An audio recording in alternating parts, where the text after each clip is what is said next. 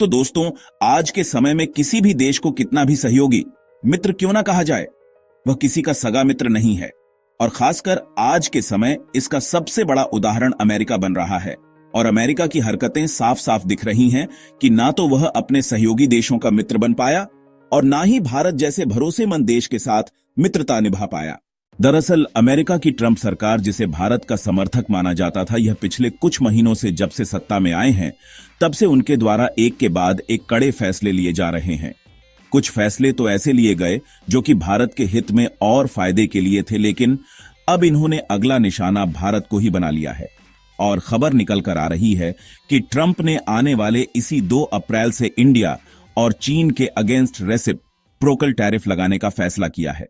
यानी कि अभी तक तो उनके द्वारा जो कुछ देशों पर टैरिफ लगाने का फैसला लिया जा रहा था वह तो केवल शुरुआत थी, लेकिन अब इनके द्वारा लिए गए इस नए फैसले ने भारत ही नहीं बल्कि दुनिया के लगभग सभी देशों को सदमे में डाल दिया है।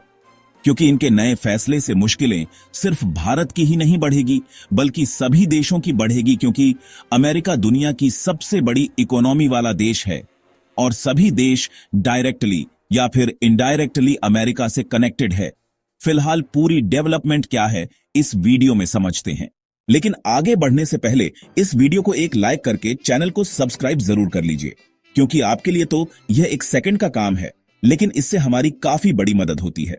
दरअसल देखा जाए तो आज के समय में दुनिया का अगर सबसे ताकतवर कोई देश है तो वह है अमेरिका, और अमेरिका को ही दुनिया का सबसे बड़ा सुपर पावर और सबसे मजबूत इकोनॉमी वाला देश माना जाता है।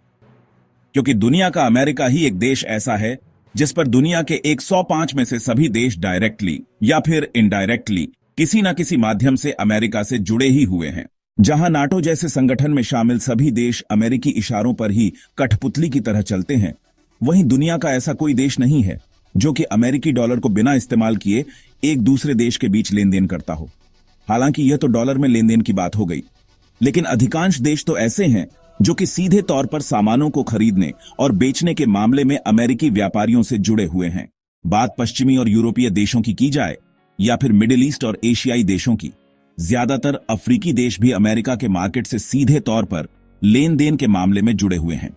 लेकिन क्या हो जब यही अमेरिका, जिसके साथ दुनिया के अधिकांश देश डायरेक्टली या फिर इनडायरेक्ट जुड़े हुए हैं, वही देश अपने फायदे के लिए दुनिया भर के कानून लगाने लगे। लेकिन अब वह यही रहा है जहां अमेरिका के प्रेसिडेंट डोनाल्ड ट्रंप खुद के फायदे के लिए उनके साथ जितने भी देश जुड़े हुए हैं उनके ऊपर अलग अलग तरीके के टैरिफ को लगाना शुरू कर दिया है। अमेरिका ने सबसे पहले अपने चपेट में चीन, मैक्सिको और कनाडा को लिया, जिसमें अमेरिका के द्वारा कनाडा से इंपोर्ट होने वाले सामानों पर 25% और इसी तरीके से मैक्सिको से इंपोर्ट होने वाले सामानों पर 25% टैरिफ लगाया। लेकिन क्योंकि चीन से अमेरिका का ज्यादा व्यापार घाटा होता है, इसलिए उन्होंने चीन के ऊपर 60 से 70% तक की एडिशनल टैरिफ लगाया। लेकिन अभी तक सोचने वाली बात यह थी कि उनके द्वारा लगाए जा रहे टैरिफ के ट्रेड वॉर से भारत बचा हुआ था और सबकी नजरें सिर्फ भारत पर टिकी हुई थीं कि आखिरकार भारत पर कितने प्रतिशत की टैरिफ लगाई जाएगी और अभी तक इनके द्वारा टैरिफ क्यों नहीं लगाया गया, और अगर भारत पर टैरिफ लगाई गई तो उनके द्वारा कितने प्रतिशत तक की टैरिफ भारत पर लगाई जाएगी। लेकिन अब भारत पर काली नजर रखने वाले की नजर कामयाब हो गई है और ट्रंप के द्वारा भारत पर भी टैरिफ लगाने का अनाउंसमेंट कर दिया गया है, जो कि आने वाले 2 अप्रैल से भारत पर लागू हो सकता है। हालांकि ट्रंप के द्वारा अगर भारत पर टैरिफ इंपोज की गई तो इससे भारत का काफी ज्यादा नुकसान हो सकता है। इसीलिए 2 अप्रैल आए उससे पहले ही भारत इनके टैरिफ से बचने का उपाय खोजने में जुट चुका है। वैसे तो मुझे यकीन है कि आप सभी जानते होंगे कि टैरिफ क्या होती है, लेकिन अगर आपको नहीं मालूम तो आपको बता दें कि टैरिफ एक प्रकार का आयात कर यानी कि इंपोर्ट ड्यूटी या शुल्क होता है, जिसे कोई देश दूसरे देशों से आने वाले सामान पर लगाता है। इसका मुख्य उद्देश्य अपने देश के उद्योगों को सुरक्षा देना और विदेशी उत्पादों को महंगा बनाना होता है, ताकि लोग देश में बने सामान को ज्यादा खरीदें और विदेशी सामानों को खरीदना कम कर दें। उदाहरण के लिए अमेरिका ने चीन से आने वाले इलेक्ट्रॉनिक्स, स्टील और टेक्सटाइल पर भारी टैरिफ लगाया है। इससे चीन का सामान अमेरिका में महंगा हो जाता है और अमेरिका में बनने वाले सामान को बढ़ावा मिलता है। लेकिन जब बात की जाए कि अमेरिका के द्वारा सबसे पहले चीन, मैक्सिको, कनाडा और भारत को ही टारगेट क्यों किया जा रहा है, तो इसके लिए आप अपनी स्क्रीन पर देखिए, जिसमें हम साफ साफ देख सकते हैं कि यह पिछले साल का 204 का डाटा है, जहां पर चीन के साथ अमेरिका का व्यापार घाटा 294 अरब डॉलर, मेक्सिको के साथ लगभग 171 अरब डॉलर, जापान के साथ 68 अरब डॉलर और कनाडा के साथ 63 अरब डॉलर, तो वहीं भारत के साथ 45 अरब डॉलर का व्यापार घाटा देखने को मिलता है। इसलिए अमेरिका ने चीन, कनाडा और मेक्सिको पर सबसे पहले टैरिफ लगाया। केवल इसमें दो ही देश बचे थे, जो थे जापान और भारत। लेकिन इन दोनों देशों पर भी रेसिप्रोकल टैरिफ लगाने की बात अब हो रही है।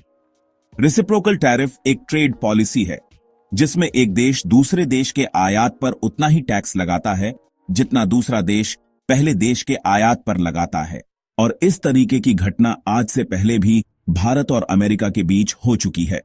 उदाहरण के लिए साल 2018 में भारत ने अमेरिका से आयातित कुछ वस्तुओं पर टैरिफ बढ़ाया, जिसके जवाब में अमेरिका ने भी भारत से आयातित कुछ वस्तुओं पर टैरिफ बढ़ा दिया था।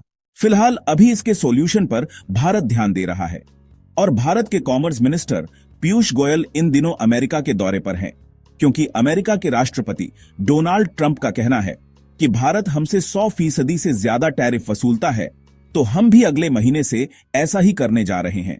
अगर बात करें कि भारत इसके सॉल्यूशन के लिए क्या कर रहा है, तो भारत इससे बचने के लिए अमेरिका से इंपोर्ट होने वाली कई वस्तु पर टैरिफ घटा रहा है। जैसे कि बर्बन फस्की, इस पर पहले एक 150% टैरिफ था, लेकिन अब इसे घटाकर 100% कर दिया गया। इसी तरीके से हाई एंड मोटरसाइकिलों पर पहले जो 50% टैरिफ थी, उसे घटाकर 30% कर दिया गया है। इसके अलावा लग्जरी कारों पर जो एक 125% की टैरिफ थी, उसे घटाकर 70 से 100% के बीच कर दिया गया है।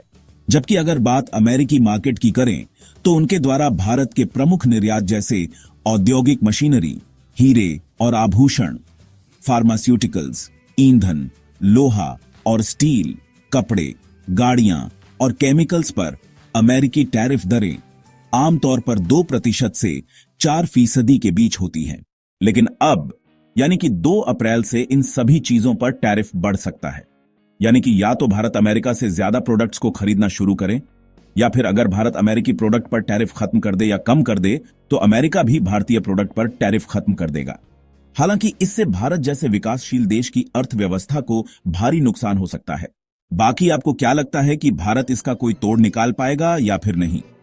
अपनी राय कमेंट में बताना बिल्कुल ना भूले और इस वीडियो को एक लाइक करके अपने मित्रों तक शेयर जरूर करें। साथ ही इस चैनल को सब्सक्राइब करके बेल आइकन को भी ऑल पर जरूर सेलेक्ट करें।